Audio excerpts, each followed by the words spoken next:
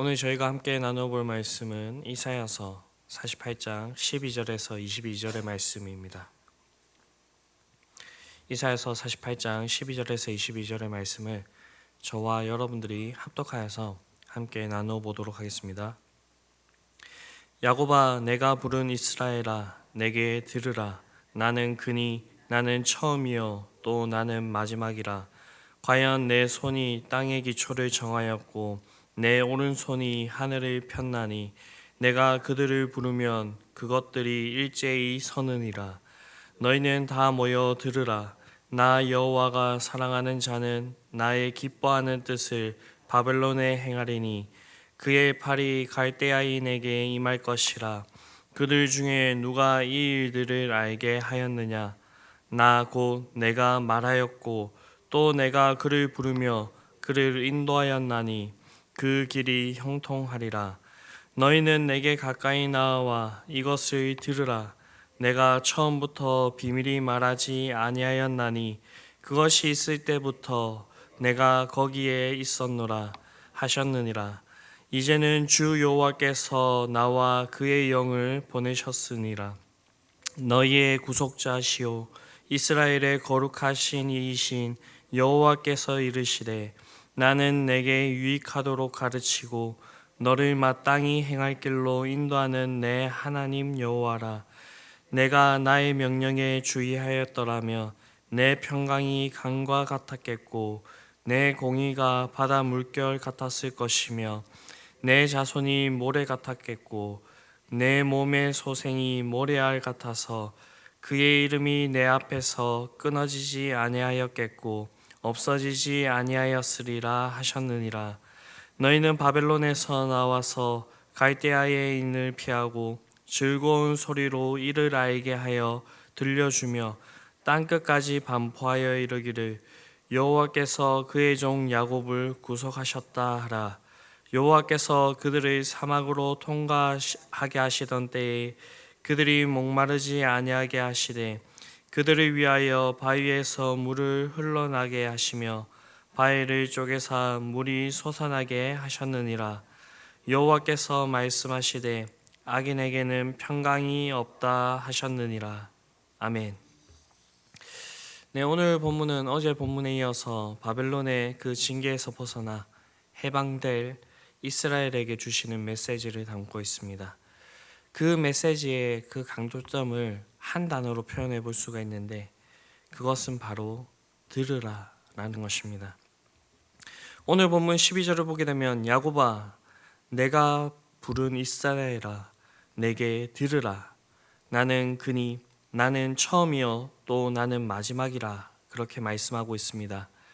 이 말씀은 어제 살펴보았던 본문인 1절과 마찬가지로 이스라엘 백성들을 향하여 하나님의 말씀을 들을 것을 촉구하고 있는 그런 말씀입니다.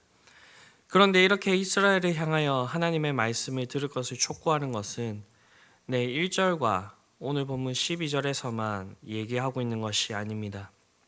사실 이 48장의 전체가 이스라엘을 향해 하나님의 말씀을 들을 것을 그렇게 촉구하고 있습니다. 48장은 전체 22절로 구성되어 있는데 그 가운데 무려 10절에 걸쳐서 들으라 라고 하는 말씀이 나오고 있기 때문입니다. 하나님께서는 이스라엘 백성들을 향하여 자신의 말씀을 듣기를 얼마나 그렇게 원하시는지를 잘 보여주는 것입니다. 그런데 이 말을 역으로 뒤집어 보면 이스라엘 백성들이 그만큼 하나님의 말씀을 듣지 아니하였다라는 것을 그렇게 우리에게 보여주고 있는 반증이라 할 수가 있을 것입니다. 그렇다면 이 이스라엘 백성들은 왜 하나님의 말씀을 들어야 하는 것입니까? 먼저 이스라엘은 하나님께서 자신의 소유로 부르신 자들이기 때문입니다. 12절에서 하나님은 이스라엘 백성들을 가리켜 내가 부른 이스라엘이라 그렇게 말씀하고 있습니다. 그렇습니다. 이 이스라엘은 하나님께서 만민 가운데서 모든 민족들 가운데서 특별히 부르신 자들이었습니다. 그렇기 때문에 이 이스라엘 백성들은 하나님의 말씀을 들어야 하는 것입니다. 그렇다면 하나님께서는 왜 이들을 부르셨을까요? 네, 그것은 이 백성으로 하여금 하나님의 특별한 소유로 삼기 위해서입니다. 그렇기 때문에 하나님의 특별한 소유가 된, 하나님의 특별한 부르심을 받은 이 백성들은 세상의 다른 그 어떤 소리에 귀를 기울이는 것이 아니라 하나님 말씀에 귀를 기울여야 한다라는 것입니다. 이와 더불어 이 백성이 하나님의 말씀을 들어야 할 아주 중요한 이유가 한 가지 있는데, 그것은 하나님께서 온 우주 만물을 창조하시고 주관하시는 그런 분이 되시기 때문입니다. 본절을 보면 하나님은 스스로를 나는 그니, 나는 처음이요 또 나는 마지막이라 그렇게 말씀하고 있습니다. 이것은 하나님께서 시작과 그 마지막을 주관하시는 분이라는 말씀입니다.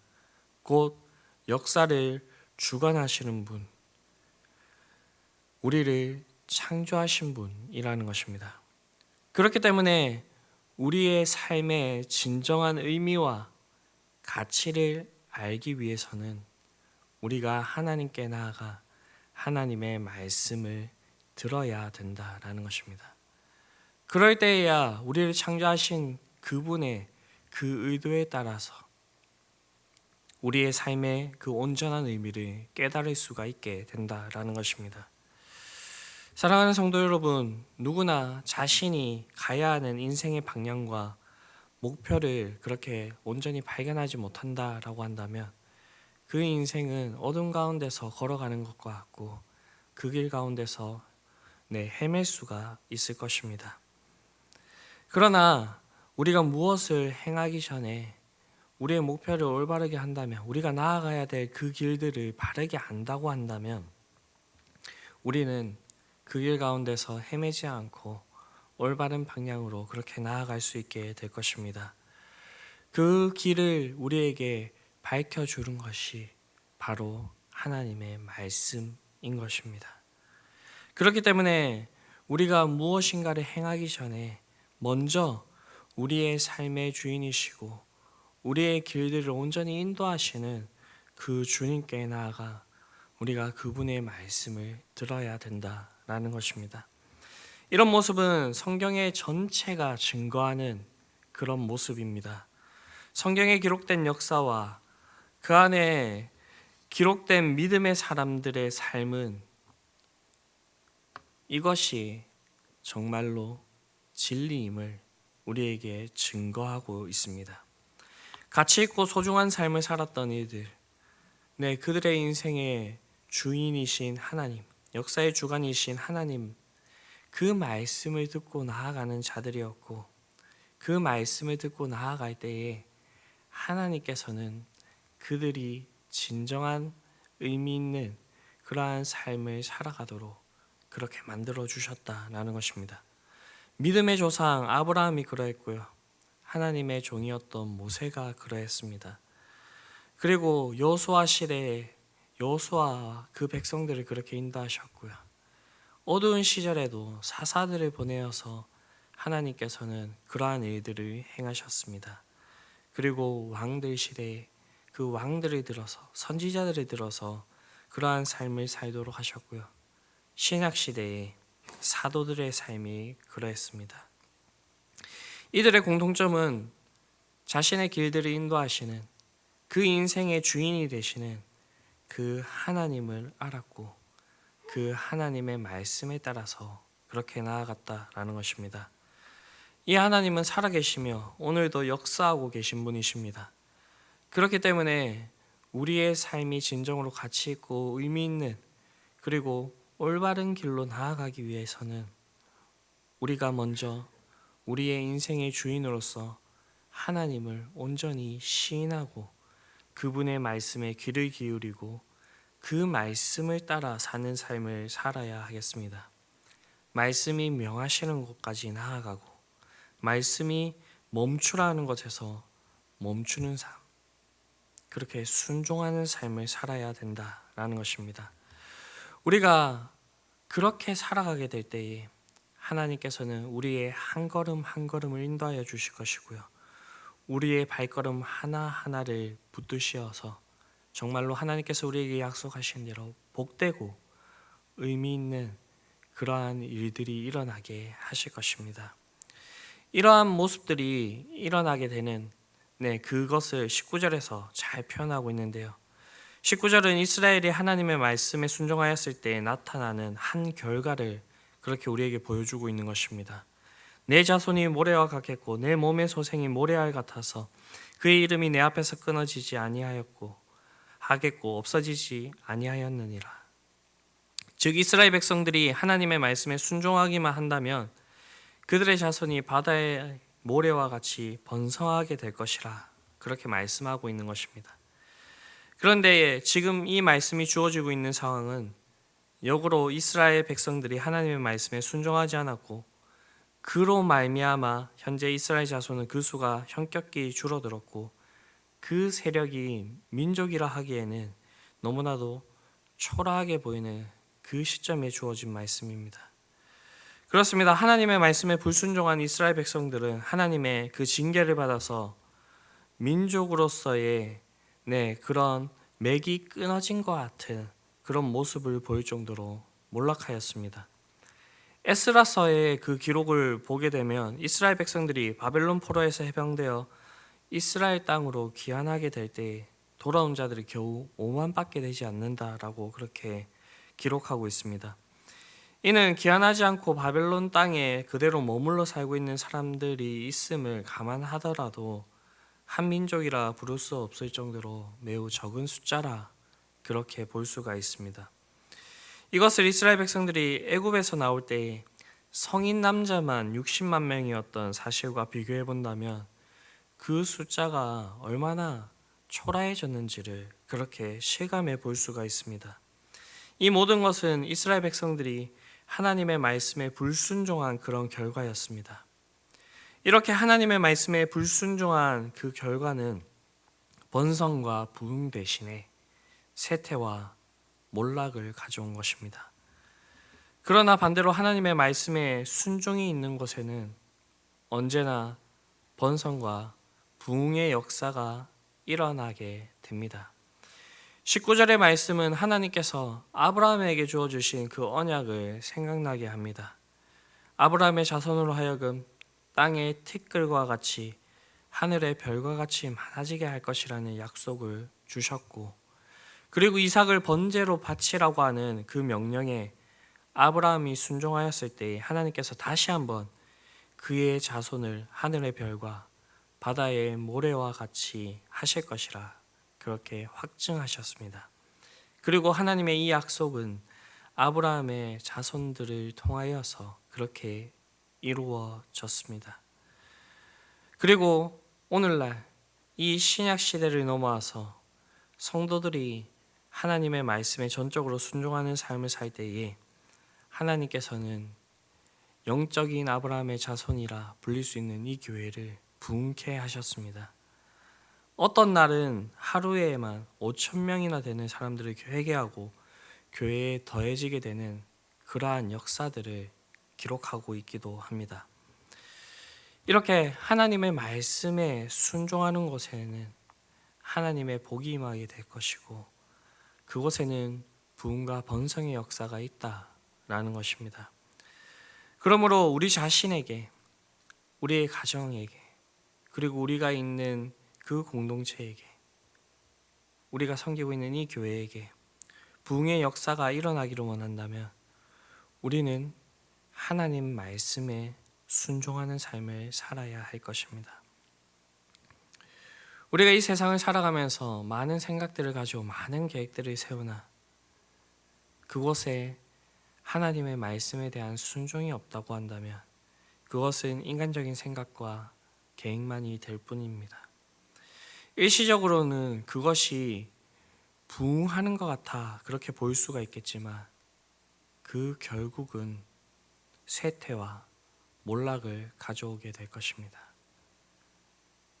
그렇기 때문에 우리는 하나님께서 우리에게 말씀하시는 내용에 귀를 기울여야 할 것이고 그 말씀을 나에게 주시는 말씀으로 받아서 그 말씀이 우리의 삶에서 생동하고 약동하여서 많은 결실을 맺을 수 있도록 그 말씀에 순종하는 삶을 살아야 될 것입니다.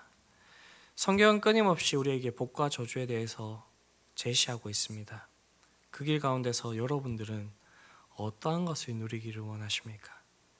개인적으로는 여러분들 모두가 하나님의 복을 받을 수 있는, 하나님께서 인도하시는 그 길 가운데서 형통함을 누리실 수 있는 그런 분들이 될 수 있게 되기를 바랍니다.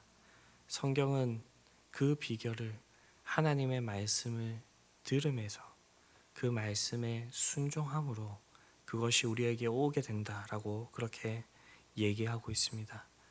이것을 새기시며 하나님 말씀 앞에 자신을 돌아보시고 그렇게 하나님 말씀이 정말로 우리의 삶에 의미 있게 되고 그 말씀에 순종하게 되는 그러한 일들이 있게 해달라, 그렇게 기도할 수 있는 이 새벽이 될 수 있게 되기를 간절히 바랍니다. 기도하시겠습니다. 사랑과 은혜가 풍성하신 아버지 하나님, 아무것도 알지 못하는 우리들에게 찾아와 주셔서 말씀하여 주심에 너무나도 감사를 드립니다.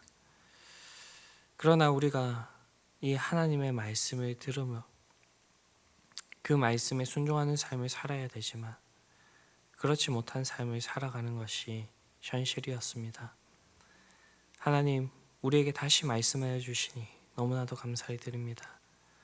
우리가 이 말씀을 우리의 가슴판에 새기며 정말 하나님의 말씀이 우리에게 말씀하시는 대로 그곳에 서며 그 하나님께서 말씀하시는 그 말씀이 그곳에 온전히 임할 수 있게 되기를 원하오니 주님, 우리를 붙들어 주시고 그 말씀이 우리의 귀에 들리는 대로 순종하는 삶을 살아가도록 하여 주시옵소서.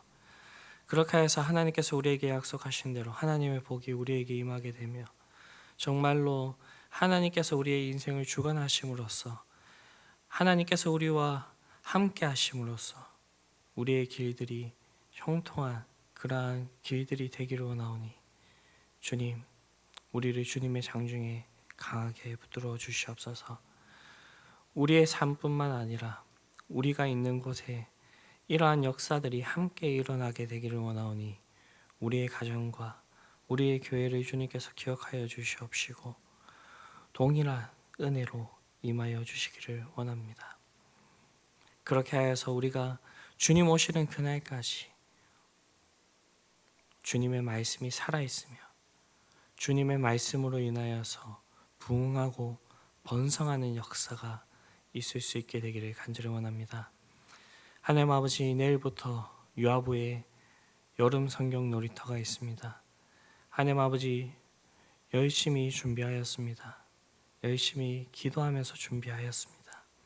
이 일들 가운데서 정말로 복음의 역사가 있게 하여 주시옵시고 하나님 아버지, 그 어린 영혼들 가운데에 하나님의 말씀으로 인한 그 기쁨과 행복함이 깃들게 하여 주시며 하나님 아버지, 그 부모들이 정말로 다시 한 번 더 하나님 아버지 이곳에서 힘을 얻어서 이 자녀들을 정말 믿음의 사람들로 그렇게 잘 양육할 수 있는 그런 가정들이 세워지기를 원하오니 이 모든 행사들을 통하여서 주님께서 우리에게 은혜를 베풀어 주시옵소서.